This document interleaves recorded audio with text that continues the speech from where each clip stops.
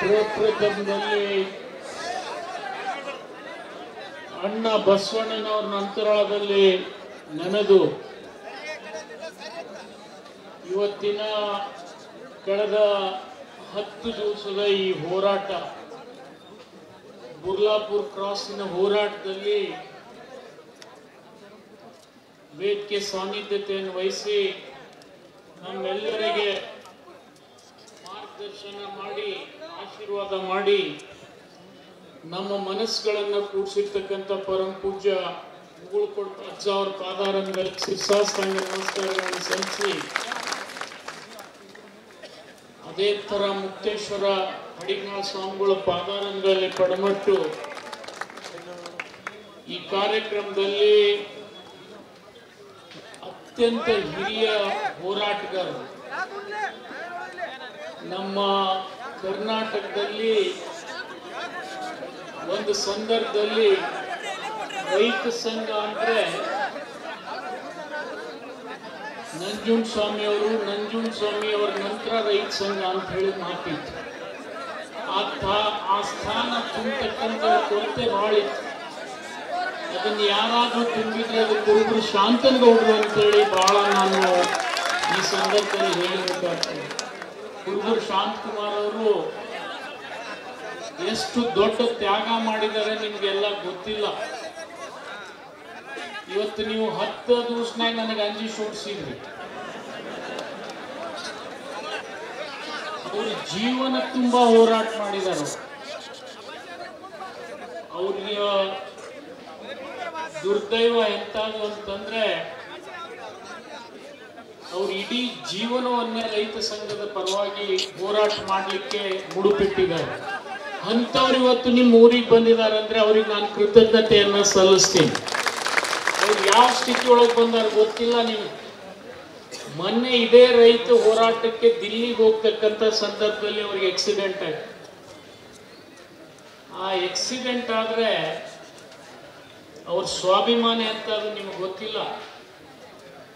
ಸರ್ಕಾರಿ ದವಾಖಾನೆಯಲ್ಲಿ ಇವತ್ತು ಅವರು ಟ್ರೀಟ್ಮೆಂಟ್ ತಗೊಂಡು ನಾವು ಸ್ವತಃ ಹೋಗಿ ಹೇಳಿದ್ವಿ, ಸರ್ಕಾರದಿಂದ ಏನೂ ತಾವು ಬಯಸಬೇಡ್ರಿ, ನಾವು ಮಾಡ್ತೀವಿ ಅಂದ್ರೆ ನಿಮ್ಮ ಹಣ ನಮಗೆ ಬೇಡ ಅಂದಿರ್ತಕ್ಕಂಥ ನಾಯಕರು ಯಾರಾದ್ರೂ ಇದ್ರೆ ಅದು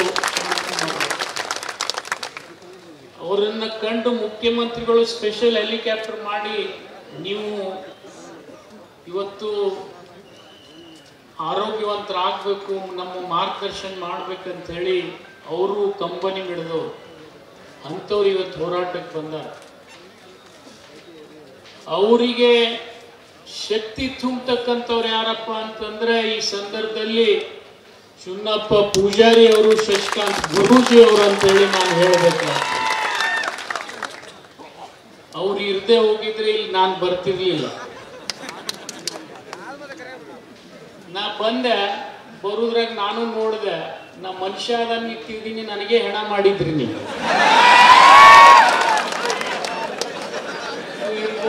ನಾವು ಏನ್ ನಮಗೆ ನನ್ನ ಜೀವಂತ ಅದಿನ ಹೇಳಕ್ ಬಂದಿದ್ದು, ಹೇಳಕ್ಕೂ ಕೊಡ್ಲಿಲ್ಲ ನೀವು. ಅವತ್ತು ಇದೆಲ್ಲ ನಡೀಲಿಕ್ಕೆ ಬಹಳ ಗಣನೆ ಇಟ್ಕೋ. ಯಾಕಂದ್ರೆ ನೀವು ನನಗೆ ಹೆಣ ಮಾಡಿದ್ದಿಲ್ಲ ಅಂದ್ರೆ ಸರ್ಕಾರ ಹೆಣ ಆಗ್ತಿತ್ತು. ಎಲ್ಲರೂ ನಾವು ಎಚ್ಚೆತ್ಕೊಂಡಿವಿ. ನಾನು ಅವಾಗಿ ಅಂದೆ, ನೋಡು ವಿಜೇಂದ್ರದ ಎಂತ ನಶೀಬ್ ಅದ, ಅವ ಬರ್ಡೇ ಮಾಡ್ಕೊಂಡು ಹೋದ, ನಾ ಡೆತ್ ಡೇ ಮಾಡ್ಕೊಂಡು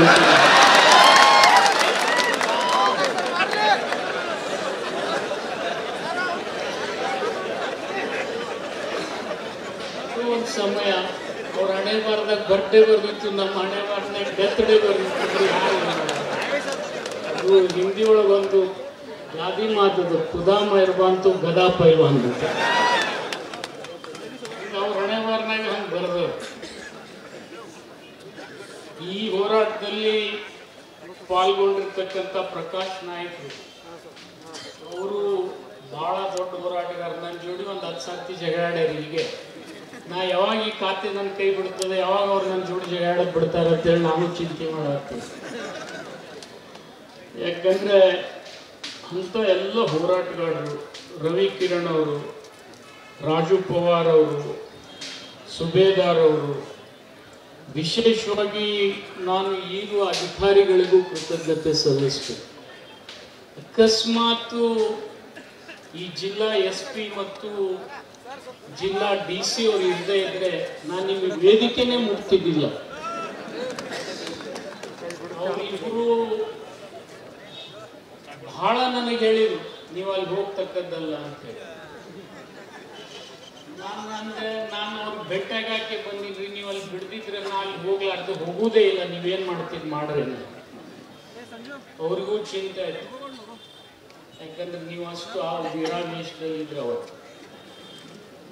ಇದು ಸ್ವಾಭಾವಿಕ. ಯಾಕಂತಂದ್ರೆ ಈ ದೇಶಕ್ಕೆ ಅನ್ನ ಹಾಕ್ತಕ್ಕಂಥ ರೈತನ ತಾಳ್ಮೆಯನ್ನು ನಾವು ಎಂದೂ ಪರಿಶೀಲನೆ ಮಾಡಬಹುದು. ಈ ದೇಶ ಒಂದು ಕಾಲದಲ್ಲಿ ಬರೀ 35 ಕೋಟಿ ಜನ ಇದ್ವಿ ನಾವು ಸ್ವಾತಂತ್ರ್ಯ ಸಿಕ್ಕಾಗ. 2 ಹೊತ್ತಿನ ಅನ್ನ ನಮಗೆ ಹಾಕ್ಲಿಕ್ಕೆ ಆಗ್ತಿದ್ದಿಲ್ಲ. ಯಾಕಂದ್ರೆ ನಾವು ಮೆಕ್ಸಿಕನ್ ಗೋಧಿ ತರಿಸ್ತಿರ್ತೀವಿ, ದೋತ್ರ ಅಂಗಿ ನಾವು ಬೇರೆ ರಾಜ್ಯದಿಂದ ತರಿಸ್ತಿದ್ವಿ, ಉಳ್ಳು ಎಣ್ಣೆ ಉಂಬಾ ಎಣ್ಣೆ ಅಂತಿರಲ್ಲ ಅದು ಬೇರೆ ರಾಷ್ಟ್ರದಿಂದ ಇವತ್ತು ತರಿಸ್ತೀವಿ, ಪೆಟ್ರೋಲ್ ತರಿಸ್ತೀವಿ, ಅದನ್ನು ತರಿಸ್ತೀವಿ. ಆದ್ರೆ ಅವತ್ತು ಒಬ್ಬ ನಾಯಕ ದಿವಂಗತ ಲಾಲ್ ಬಹದ್ದೂರ್ ಶಾಸ್ತ್ರಿ ಅವರಿಗೆ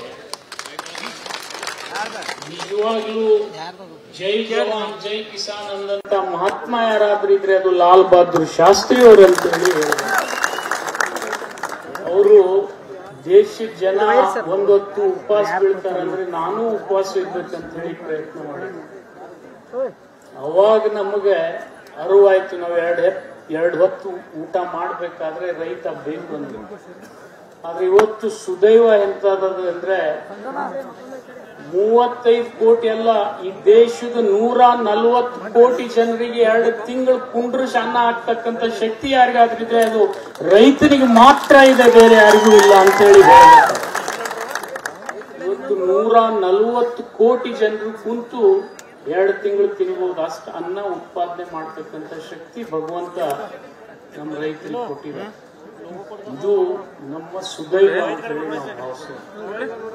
ಈ ಸಂದರ್ಭದಲ್ಲಿ DC ಅವರಿಗೆ, SP ಅವರಿಗೆ ನಾನು ಕೃತಜ್ಞತೆ ಸಲ್ಲಿಸ್ತೇನೆ. ಯಾಕಂದ್ರೆ ಈ ಆಂದೋಲನ ಚಿನ್ನಪ್ಪಣ್ಣ ಹೋರಾಟ ಅಂತ ಹೇಳಿದ ಇದು ಆಂದೋಲನ ಆಗ್ಬಿಟ್ಟಿತ್ತು. ಆಂದೋಲನ ಬರೇ ಕುರ್ಲಾಪುರ್ ಕ್ರಾಸ್ನಾಗ ಆಗಿದ್ರು ನಾವು ತಳ್ಕೋತೀವಿ. ಆದ್ರೆ ಇದು ರಾಜ್ಯವ್ಯಾಪಿ ಹಕ್ಕು, ರಾಜ್ಯವ್ಯಾಪಿ ಹಕ್ಕು. ನಮಗ ಅವಾಗ ಅರಿವಾಯ್ತು, ಒಂದು ದಿವಸ ಬಿಟ್ರೆ ಇದು ರಾಜ್ಯ ಅಲ್ಲ ದೇಶನೇ ಕಿತ್ಕೊಂಡು ಹೋಗ್ತದ ಅನ್ನುವಂತ ಸ್ಥಿತಿಗೆ ತಂದಿದ್ರು. ಬರೇ ರಾಜ್ಯ ಸರ್ಕಾರಕ್ಕಷ್ಟೇ ಅಲ್ಲ, ಇವತ್ತು ಕೇಂದ್ರ ಸರ್ಕಾರಕ್ಕೂ ಕೂಡ ತಾವು ಎಚ್ಚರಿಕೆ ಗಂಟೆಯನ್ನ ಬಾರಿಸಿದ್ರು. ಇವತ್ತು ಕೇಂದ್ರ ಸರ್ಕಾರ ಮಾಡಬೇಕಾಗಿರ್ತಕ್ಕಂಥ ಕೆಲಸ, ರಾಜ್ಯ ಸರ್ಕಾರ ಮಾಡಬೇಕಾಗಿರ್ತಕ್ಕಂಥ ಕೆಲಸದ ಒಂದು ವಿಚಾರವನ್ನ ತಾವು ಪ್ರಸ್ತಾಪ ಮಾಡಿದ್ರು. ಆ ವಿಚಾರಗಳನ್ನ ಕುರುಬೂರು ಶಾಂತಕುಮಾರ್ ಅವರು ಅನೇಕ ಬಾರಿ ಟಿವಿಯಲ್ಲಿ ಮಾತನಾಡಿದ್ದಾರೆ. ಇವತ್ತು ಅವ್ರಿಗೂ ಕೂಡ ನಾನು ಕೃತಜ್ಞತೆಯನ್ನು ಸಲ್ಲಿಸ್ತೀನಿ. ಮಲ್ಲಪ್ಪ ಅಂಗಡಿ ಅವರು, ಕನ್ನೂರ್ ಅವರು, ಶ್ರೀಶೈಲ್ ಅವರು, ಬಹಳ ಜನ ಇನ್ನ ವೇದಿಕೆ ಮೇಲಿದ್ದಾರೆ. ನನಗೆ ದಯಮಾಡಿ ಅವ್ರ ಹೆಸರು ತಗೊಳಕ್ಕಾಗಲ್ಲ, ಕ್ಷಮೆಯನ್ನ ಕೋರ್ತಾ ಇರ್ತೀನಿ ಎಲ್ಲರಲ್ಲಿ. ಅವರೆಲ್ಲರ ಹೆಸರು ಚಿನ್ನಪ್ಪಣ್ಣ ತಗೊಂಡು ನಾನು ಒಂದೂ ಬಿಟ್ಟಿಲ್ಲ. ಏನಾರೇ ಬಿಟ್ಟಿದ್ರೆ ಅವ್ರು ಮತ್ತೆ ನೆನಪು ಮಾಡಿ ತಗೋತಾರೆ, ಹಿಂದ್ಗಡೆ ನೀವು ಚಿಂತೆ ಮಾಡಬೇಡ. ನಿರ್ಭೀತ, ನಿಷ್ಪಕ್ಷಪಾತ, ವಿಶ್ವಾಸಾರ್ಹ ಸುದ್ದಿಗಳಿಗೆ ಮತ್ತೊಂದು ಹೆಸರಾಗಿರೋ ನ್ಯೂಸ್ 18 ಕನ್ನಡ ಈಗ ಆಪ್ನಲ್ಲೂ ಲಭ್ಯ ಇದೆ. ದಯವಿಟ್ಟು ಇಲ್ಲಿರೋ QR ಕೋಡ್ ಅನ್ನು ಸ್ಕ್ಯಾನ್ ಮಾಡಿಕೊಂಡು ಆಪ್ ಡೌನ್ಲೋಡ್ ಮಾಡೋದಕ್ಕೆ ಮರಿಬೇಡಿ. ನಿಮ್ಮ ಬೆಂಬಲ ಹೀಗೆ ಸದಾ ನಮ್ಮೊಂದಿಗಿರಲಿ. ಧನ್ಯವಾದ.